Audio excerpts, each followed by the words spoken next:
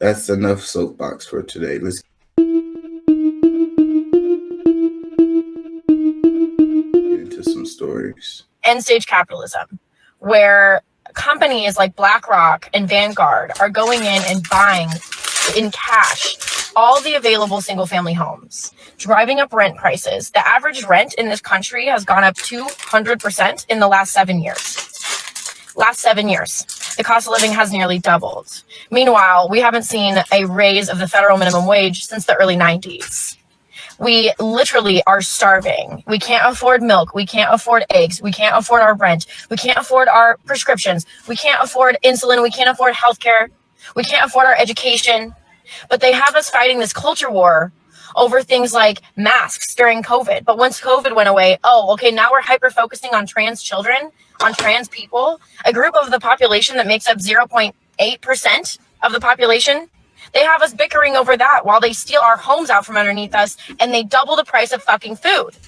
We are living in end stage capitalism, where companies like BlackRock and Vanguard are going in and buying in cash all the available single family homes, driving up rent prices. The average rent in this country has gone up 200% in the last 7 years.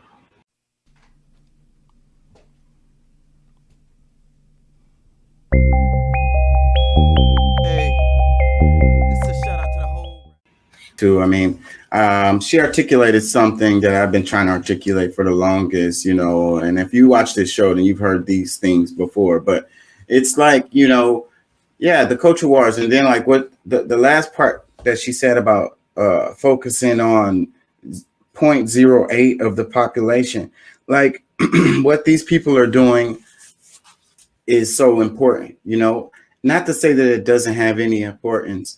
It's just that we have so much more other things going on to be focusing our energy on, I mentioned it before in the other show. Like I feel good about the boycotts in a certain way because it shows the power of the people, except that it's just being driven into a really effective, activity. We should be focusing on what hurts all of us. We're all in the same game. We're all dealing with the same stuff. And, that's where our focus should be.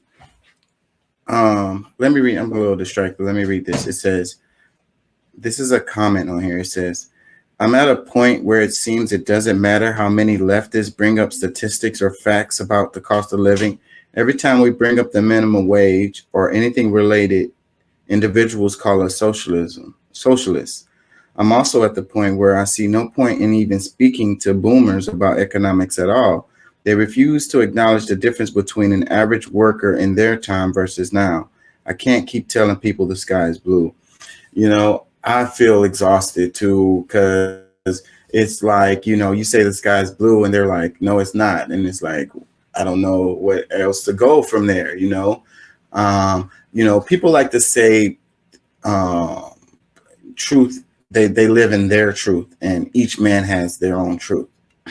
And I adamantly disagree.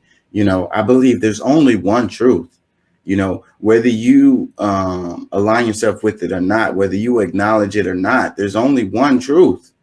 There's each individual doesn't have a truth. That is just not how the universe works.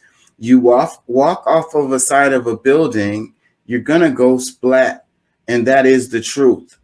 Each individual, it's like saying each, depending on person's perspective or their point of view or what they consider their truth, some people are going to walk off the building and float away. Some of them are just going to float, other ones are going to go up in the air or whatever. Like some of them are going to be able to, land on the ground on their feet and all this. That's craziness. No, there's only one truth. If you walk off the building, you're going to go splat.